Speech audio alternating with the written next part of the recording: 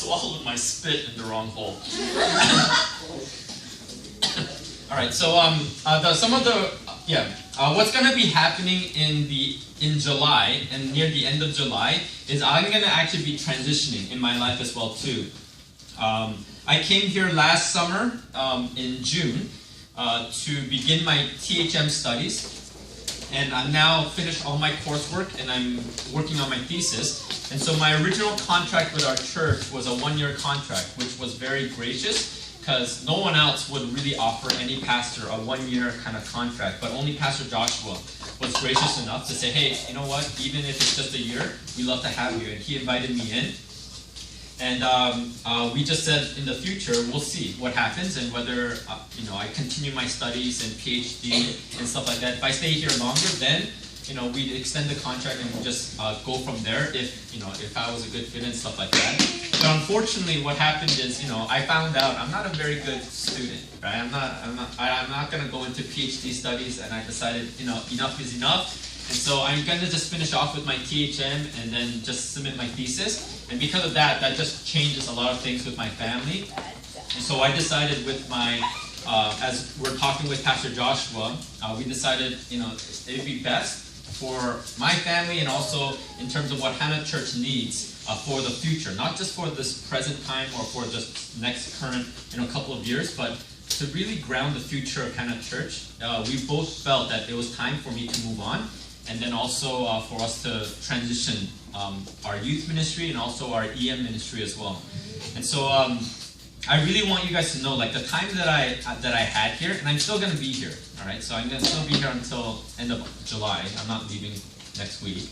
But the time that I did spend here and the opportunity that I got here, it was such a blessing, not only to me, but also my family as well. This is probably, and I'm not just saying it, this is probably the best church experience that I've had with the congregational members, with our youth being able to adjust so quickly, and also with our adult group as well. When I first went into Korea, the adjustment it took about a year for the students to adjust with me. It was a kind of hard transition. Hannah knows because she was there when I first came into the youth ministry. So it was a difficult transition that took me about a year there, and Hannah, didn't like me, and she was on the worship team then, and we're trying to do worship together, and then she quit because I came in, and she'll tell you all the stories about me. But anyways, it was a difficult transition. It took me about a year, and finally I got myself rooted. But this one, here in our youth ministry, I think it only took around 3 months. So after 3 months, after the summer ended, I really felt your acceptance, not only to me, but also my family as well. And that's something I'm very appreciative of. And especially our adult ministry too, like we're able to adjust very quickly together. And so the time that we've had here, it was not only a refreshing time for me and my family, but also it felt like, a time of rest and blessing that God gave us. And so we take that as very precious. So right now, as I'm transitioning out, I've been having extensive talks with Pastor Joshua so that we could do this transition well, because we know that last year with me coming in, the transition wasn't very easy for a lot of you. And so what we want to make sure is we want to try to do our best to make this transition a little bit easier and a little bit more smoother than it was last year. So already our teachers are in place, and we're looking into recruiting a couple of more. So your teachers will stay.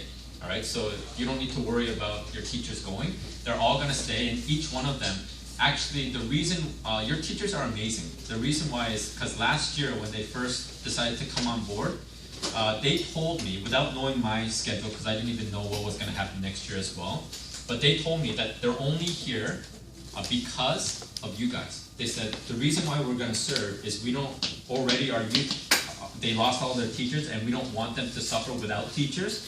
So our teacher said, we'll give 1 year so that to these kids, so that they have teachers, and also they wanted to move on in their own life as well too, because they're all in different aspects of their own spiritual development too. So they want to really build up their life in those kind of areas. So they just said, we'll give you 1 year, and then try in that 1 year to find other teachers to recruit, and then when new teachers come, then we'll step down after a year. But now that your teachers heard about a month ago that I was gonna transition out, all of your teachers said, despite their own place where they're at, all of your teachers said, we're gonna stay, right? And that's an amazing thing because they can move on and they can do other stuff, and they really wanted to do other stuff, but they really wanted to be here with you guys so that you wouldn't have to have a difficult transition. So that's a real blessing that you guys had in your teachers. The other thing I want you to know as well is a lot of you guys are going to ask questions about, so who's going to take over, how are we doing that process? One of the things that we don't want to do is we don't want to do our transition like so fast, or just because we need a pastor we just bring someone in, because we know what happens when we bring the wrong pastor in, and things can become a lot more worse than better, right? So as Pastor Joshua was talking with the rest of the staff and also with me as well, we were trying to keep it in-house for now. So part of this transition process is to make it as smooth as possible. We're going to keep it in-house so that people who are already here, they already know what's going on. So you don't have to feel like a new guy comes in or a new girl comes in and just changes everything, and then it works out that changes don't work and things kind of break down from there. We want to really make it as smooth as possible. So what we decided is Pastor James, because he's already going through seminary, he's going to be one of your pastors. He's going to be an intern pastor here in charge of youth. But also to supplement him, because he's only in his first year of his studies as well, and he's growing as well too. If you guys didn't know, we have some good news that Esther Huang is going to be going into seminary as well too. And so she's going to be starting in the end of summer. And because she's starting in ministry as well, as all seminarians need, they need a place where they can serve. And originally her thoughts were, maybe it's not a good place to stay here in my home church, but with some coaxing from the other teachers and also from our other leadership as well, we really felt that she would be a perfect fit for our ministry here too as well. So Esther, as you know, teacher Esther, after the summer is going to be known as Pastor Esther.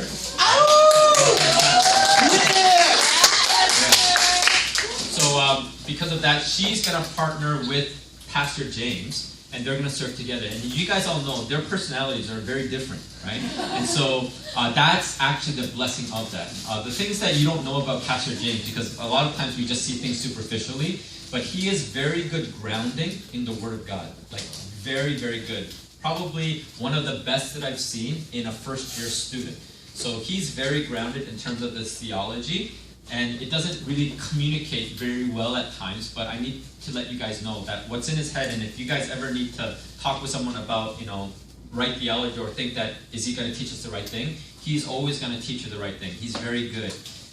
It's just his communication he just needs to work on, of how to communicate that. Esther, as you guys all know, she's very gifted in communication and in creativity. Her the way that she engages with you and her personality, all that is really great. But now she needs to deepen her theology, her understanding of the Word of God as well too. And so that's what makes them a great partnership between Esther and also with Pastor James. To round that out, because they're both still going to be students and full-time students, and so they'll be interning here. To round that out, we're going to also have Deacon O. Deacon O, he's going to be responsible for all the administrative aspects. So basically, his role doesn't change. He's still going to be doing the same thing to make sure that the scaffolding of this ministry is all tight, right? So that all the administrative details, all the organizational stuff is all there. So our pastors won't have to worry so much about structure of that, but they'll worry more about vision, about the Word of God, and about counseling and Bible study. All right, so that's what we want our pastors to do, and then Deacon O is going to help round that out.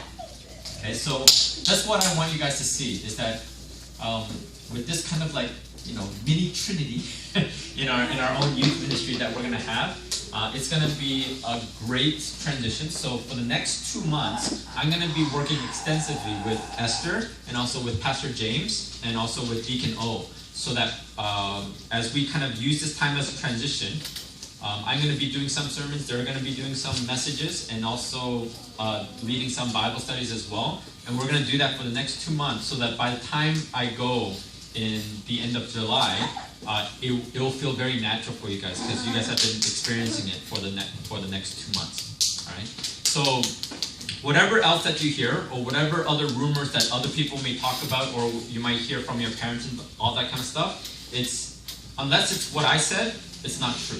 All right, so you just have to keep, because some people, they get hurt, or some people get overly happy that I'm going, so they say other stuff, right? But what I need you guys to know is that what I'm telling you is actually what happened and how it's happening.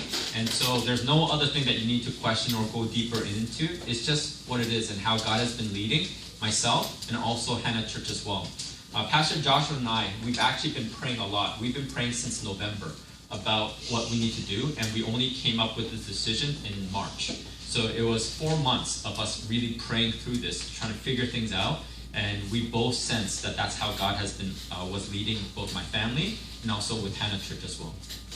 All right, good. So with that, I know it's kind of a bad transition, so sorry about that. But with that, I want 2 of our students to share today, and 2 more to share next week. And the reason why they're sharing is I want you guys to see when we actually begin to take God seriously in our life, as these students have been part of the discipleship.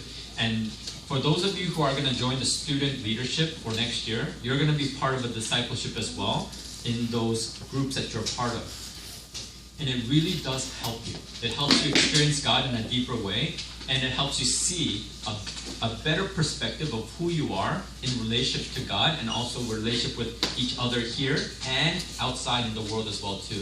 And so these are some of the testimonies I want you guys to hear of what they experienced in the past 6 months. Because 6 months is a long time, and for some of us we feel like, how do we do a Bible study that long? Well, you need to do it that long in order for you to see some sort of change. If you just do it for a month, it doesn't do anything for you. Right? So going through half a year of going through that discipleship, they're able to see now when they look back, I see how I changed a little bit. Right? And so these are the testimonies that I'd like to offer to you today. So first up will be Sang.